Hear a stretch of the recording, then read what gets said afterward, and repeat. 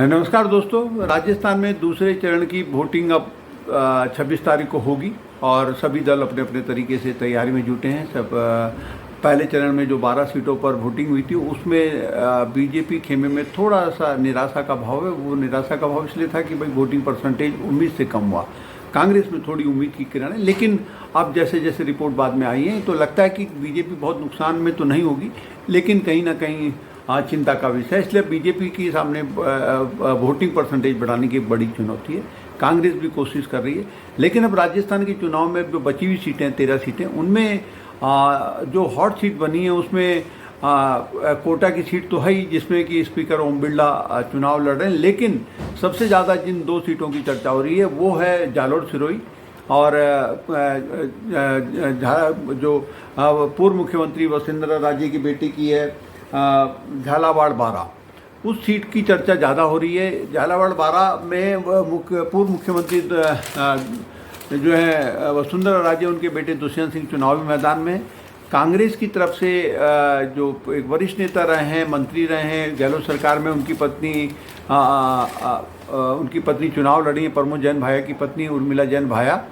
तो इसलिए वहाँ पर मुकाबला ये नहीं कह सकते कि बहुत कांटे के टक्कर का है, ऐसा नहीं है। वहाँ पर मुकाबला इस बात का है कि जो कांग्रेस की कैंडिडेट है उर्मिला जैन भाया कितना वोट खींच सकती हैं, कितना वोट जुटा सकती हैं, जिससे कि वो जीतने की तरफ बढ़ें। लेकिन वहीं जो पूर्व मुख्यमंत्री वसुंधरा राजे की कोशिश है कि उनका बेटा दुष्यंत सिंह इतने बड़े मार्जिन से चुनाव जीते, जिससे कि उनकी राजस्थान की राजनीति में एक साख बची रहे। क्योंकि विधानसभा चुनाव में जिस तरीके से वसुंधरा राजे को पार्टी ने साइड किया और उनके हिसाब से उनके समर्थकों को टिकट भी नहीं बांटे, तमाम तरह की बातें भी, प्रधानमंत्री मोदी खुद एक चेहरा बने और उन्होंने चुनाव जितवाया। उसके बाद से वसुंधरा राजे के लिए मुश्किलें बढ़ी हैं।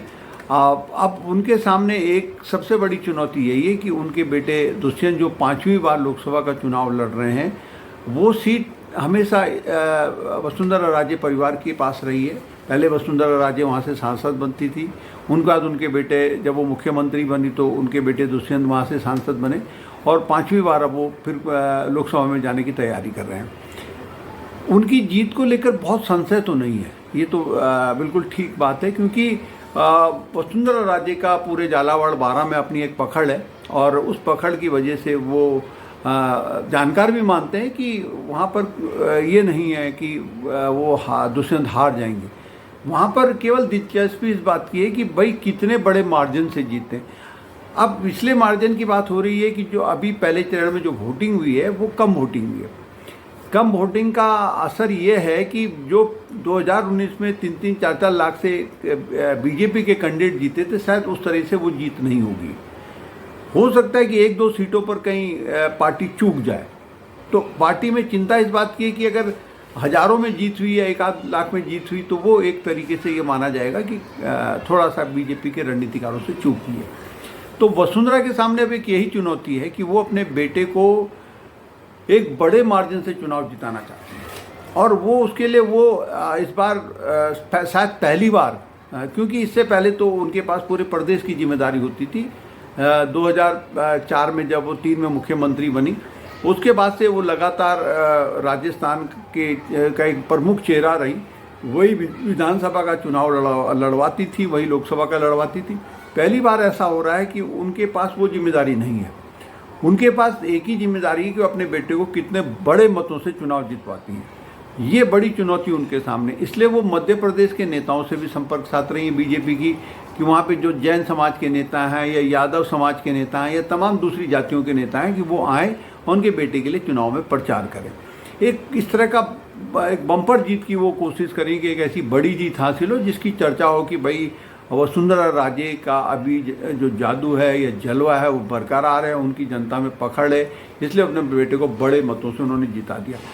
अब एक खबर ये भी आ रही है कि बीजेपी के जो दूसरे सांसद हैं या दूसरे वो सांसद जो अब विधायक बन गए, मंत्री बन गए, उनके लिए भी बड़ा टेंशन है। उनका बड़ा टेंशन ये है कि भाई वो पिछली बार जिन सीटों से बड़े मत संख्या से चुनाव जीते थे, वहाँ पर अगर बीजेपी का जो अभी चुनाव लड़ रहा है कैंडिडेट, अगर वो कम मतों से जीतता है या हारता है तो उन पे भी सवाल खड़े होंगे।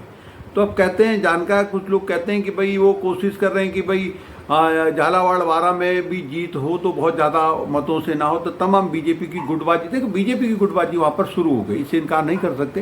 गुटबाजी पहले भी थी लेकिन वो गुटबाजी अभी भी बरकरार है। गुटबाजी के मामले में कांग्रेस में थोड़ा सुधार आ गया है, कांग्रेस में गुट तो अब कई बन गए हैं, लेकिन चुनाव के दौरान सब एकजुट दिख रहे हैं, एक दूसरे के यहाँ प्रचार में जा रहे हैं। लेकिन ये नहीं कह सकते कांग्रेस में बड़े नेता प्रचार में आए हैं, एक आध दो सीटों पर प्रचार में आए बड़े नेता।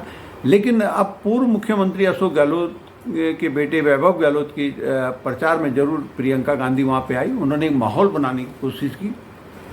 वहाँ पर मुख्यमंत्री अशोक गहलोत के लिए ये चुनाव एक बहुत बड़ी चुनौती है, क्योंकि वो अपने काम के, अपनी पिछली सरकार के काम पर वोट मांग रहे हैं, इससे इनकार नहीं किया जा सकता। उन्होंने बड़े अच्छे फैसले किए जिनकी राष्ट्रीय स्तर पर बड़ी चर्चा हुई। ओपीएस का मामला हो, 25 लाख तक का इलाज कराने का मामला हो, तमाम बातें थी। लेकिन कहीं ना कहीं अब जो स्थिति बनी है उससे ऐसा लगता है कि अब मुकाबले में वैभव गहलोत आ तो गए हैं, लेकिन प्रधानमंत्री नरेंद्र मोदी का दौरा, उसके बाद जातीय समीकरण इस तरीके से है वहाँ पर कि ये कह पाना बड़ा मुश्किल होगा कि भाई जीत सुनिश्चित है, ये कहना बड़ा मुश्किल होगा। उसके लिए